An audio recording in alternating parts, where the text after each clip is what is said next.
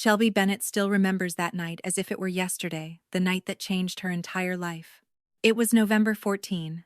The cold cut through the air, the temperature dropping to just 26 degrees Fahrenheit, snow drifting softly across the porch.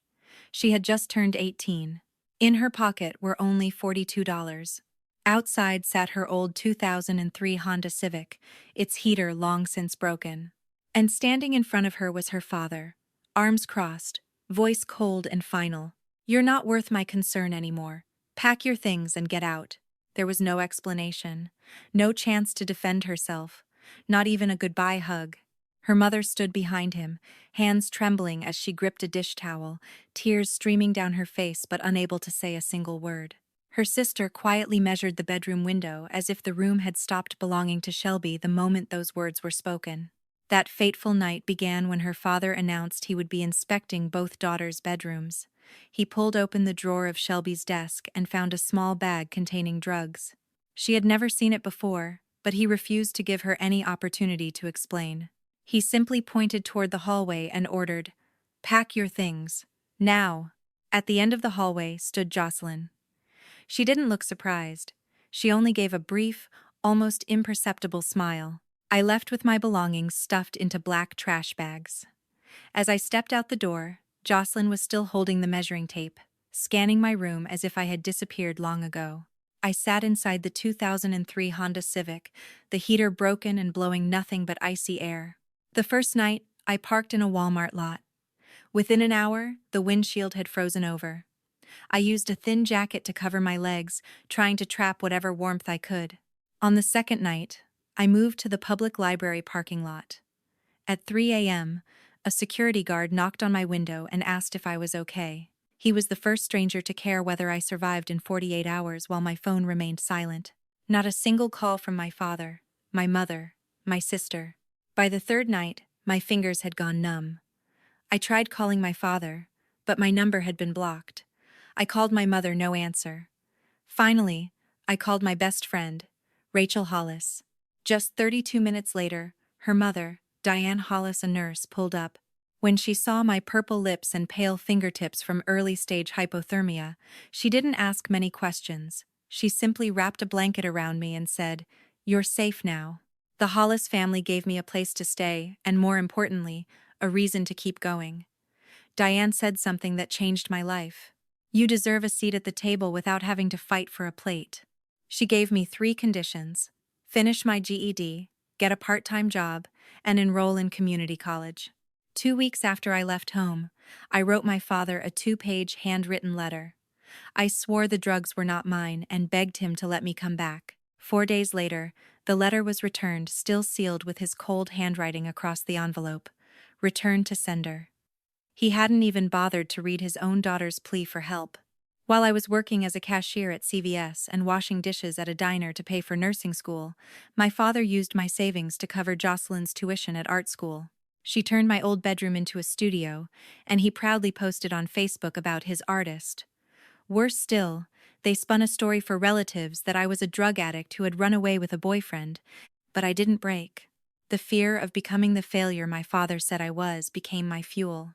In 2017, I graduated summa cum laude in nursing, without a single biological family member there to witness it.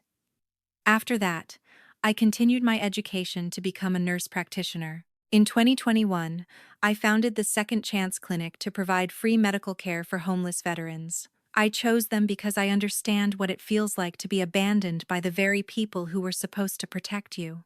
From the outside, Shelby's family looked like the perfect model of discipline and order. Her father, Gerald Bennett, was a former Marine who had served 14 years in the military. To the neighbors, he was strict, principled, and admirable.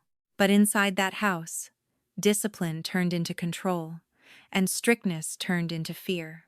Everything ran on commands: bedtimes, mealtimes, chores, even the way they spoke and carried themselves. Every rule was absolute. One word of disagreement, and Shelby was immediately labeled disrespectful, ungrateful, impossible. Her mother, Patricia, was the opposite: gentle, soft-spoken, always trying to keep the peace. But her kindness came with fragility. When her husband's anger filled the room, she chose silence. She loved her daughter, but that love was never strong enough to protect her. Fear turned her into a bystander instead of a defender. Jocelyn, her older sister by 2 years, was a different story entirely. Beautiful, polished, and exceptionally shrewd. Jocelyn always knew exactly what their father wanted to hear, and she delivered it flawlessly. She was the golden child, the pride of the family, the obedient example everyone praised. Shelby, on the other hand, was outspoken. She asked questions. She refused blind obedience. And that alone made her the rebel in her father's eyes. No one seemed to notice that Jocelyn's obedience wasn't innocence, it was manipulation. And Shelby's bluntness wasn't defiance, it was a hunger for fairness. But in that house, there was only one standard. Whoever pleased the father won. And from a very young age, Shelby knew she was standing on the losing side. 12 years after the night I was thrown out, I received a letter from my father. It was the first time in years that he had reached out to me on his own. My hands trembled as I opened it. Inside me was a storm of emotions, anxiety, anticipation, and a fragile thread of hope I hadn't realized was still there. In the letter, he wrote that he had finally uncovered the truth about what happened back then. The evidence, he said, pointed clearly to my innocence. The person who had framed me had eventually confessed. He admitted that he had lived for years with regret, replaying that night over and over, blaming himself for believing only one side. Since the day I left, he wrote, the family had faced constant setbacks, his career declining, the household unraveling, his own spirit breaking down. It wasn't until he revisited every detail and compared every piece of the story that he understood what he had truly lost, the child who had quietly endured everything and kept trying for the sake of the family. I read each line slowly, my heart heavy, not with triumph, not with anger, but with a deep, quiet sadness. I realized that some mistakes in life can never be fully undone. Even if my father felt remorse, the years I spent alone, cold, afraid, fighting to survive could never be returned to me. And yet, instead of closing my heart, I chose to face it. I chose to forgive. Because only through forgiveness could I finally be free. If you believe that truth and forgiveness can heal even the deepest wounds, comment 1 to help spread this positive energy. After reading my father's letter, I spent a long time thinking before deciding to respond. I didn't want temporary emotions to guide me, nor did I want to reopen old wounds without purpose. In the end, I chose to write a short letter, honest and calm. I told him about the 12 years I had spent building my life on my own. The struggles, the failures, the milestones I reached without family beside me. I didn't accuse. I didn't blame. I simply shared the journey that shaped me. But that wasn't the only letter I wrote. I spent 3 hours crafting a response that carried real weight. I detailed every freezing night in my car, every turning point I survived alone. I attached a photo of the unopened letter he had once sent back to me. I included a screenshot of Jocelyn's message admitting the truth. And I wrote, "You're not trying to reconnect because you miss me. You're reaching out because my name appeared in the news, and you need a new story to tell. I will not become your story." My father's reaction, I later heard, was intense. He sat in his pickup truck and cried for nearly an hour. The pride of a former soldier collapsed under the weight of undeniable evidence, the injustice he had caused. He confronted Jocelyn, and when she tried to twist the truth again, he told her to leave and asked her not to call home for a while. My mother finally found her voice. She told Jocelyn, "Your father is suffering because of what you did. I am too." The relatives who once believed my father's version of the story began calling to apologize. A few weeks later, my father called me. His voice trembled, thick with emotion. For the first time in years, we spoke like two adults without anger, without walls between us. He apologized, and I accepted. That conversation didn't erase the past, but it opened a door to healing. Now, more than a year after that letter, my life is steady. I keep a safe distance from my family. My father sends the occasional email, and we're like two strangers trying to remember a language we once shared. My mother has started therapy and sometimes meets me for coffee. Jocelyn has never apologized, and I no longer wait for her to. I still keep the old, broken Honda Civic parked behind my clinic. Whenever life feels overwhelming, I walk out to it and place my hand on the hood. It reminds me of the 18-year-old girl who sat inside that car on a freezing night, completely alone. She deserved to be saved. And because no one came, she saved herself. My story is not about revenge, it is about returning the weight of truth to the person it belongs to. I am Shelby Bennett. I was once told I was not worth the concern. Today, I know I have always deserved the very best. I understand now that forgiveness does not mean forgetting. It means choosing not to let the pain continue to control you. When I finally let go, I felt lighter than I ever had before. Our family may never return to what it once was, but at least we have found a measure of peace within ourselves. In that moment, I realized something profound. Sometimes the greatest victory is not material success, but inner healing. My reunion with my father after 12 years took place on a quiet, windless afternoon. When I saw him, I noticed how much time had taken his hair grayer, his frame thinner, his eyes carrying a deep exhaustion. In that instant, much of my resentment seemed to dissolve. Standing before me was no longer the man who had thrown me out, but an aging father weighed down by regret. We sat across from each other for a long time without speaking. The silence between us held 1,000 emotions that words could not immediately express. Finally, he apologized again. He admitted that for years he had lived with guilt and self-reproach. The series of hardships he endured had taught him that money and status could never compensate for the loss of family. I told him about my journey, about the hunger, the freezing nights, the sleepless hours filled with fear, and the moments I nearly gave up. He listened quietly, his eyes red. I wasn't telling him these things to accuse him, but to help him understand how deeply emotional wounds can cut and how long they can last. As I was leaving, my father held my hand tightly, as if he were afraid of losing me all over again. I could feel the sincerity in that grip. The past could not be changed, but the present gave us a chance to close the wound and move forward more gently. That meeting didn't just ease his guilt, it gave me back my peace. I realized that sometimes forgiveness isn't about setting someone else free, it's about healing yourself. After that day, I returned to my normal routine, but something inside me had shifted. I no longer carried the heavy weight of the past, nor did I allow painful memories to dictate my emotions. Instead, I focused on the present, on appreciating the quiet, steady moments of peace I had worked so hard to build.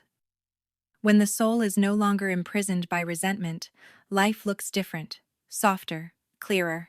I began spending more time investing in myself and in the people who genuinely cared for and supported me. Healthy relationships helped me regain emotional balance, restore positive energy, and strengthen my motivation to keep growing.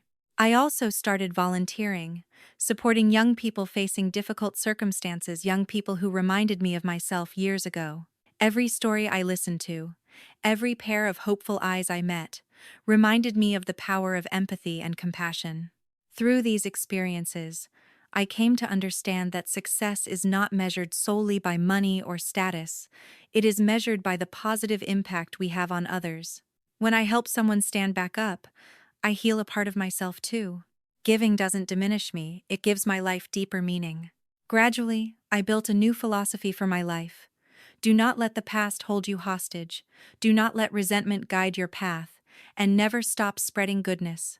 The old wounds that once caused so much pain have become the foundation of my empathy and compassion. Looking back on everything I've been through, I feel grateful for the challenges. They shaped the person I am today, steady, calm, and always moving forward, with the belief that every hardship can transform into strength if we are brave enough to face it and rise above it. Now, I live with gratitude. I cherish each moment and the people who walk beside me. I no longer feel the need to prove anything to anyone. Instead, I focus on building a life that is meaningful, balanced, and joyful. To me, true success is not wealth, it is peace within the soul. And if I could leave one final message, it would be this: never give up on yourself, because you deserve a better future. After everything, I've come to understand that the journey of growing up is not just a story of success, it is also the process of healing the deepest wounds within. Some pain feels like it will follow us forever, but when we are brave enough to face it, we begin to see that it becomes the very foundation that helps us grow stronger and wiser. I learned to accept my past as an inseparable part of who I am, instead of trying to deny or erase it. I also came to realize that family, even with its mistakes, is the place where our emotions first take root. Forgiveness did not make me weak. On the contrary, it freed me from invisible chains. When resentment faded, my heart felt lighter, my mind clearer, and I finally had space to welcome better things into my life. That compassion helped me restore balance within myself. The bitter experiences taught me to appreciate the simple things: a warm meal, a timely word of encouragement, a quiet afternoon filled with peace. I stopped chasing outward appearances and focused instead on nurturing my inner world and building sincere relationships. To me, that is the true foundation of lasting happiness.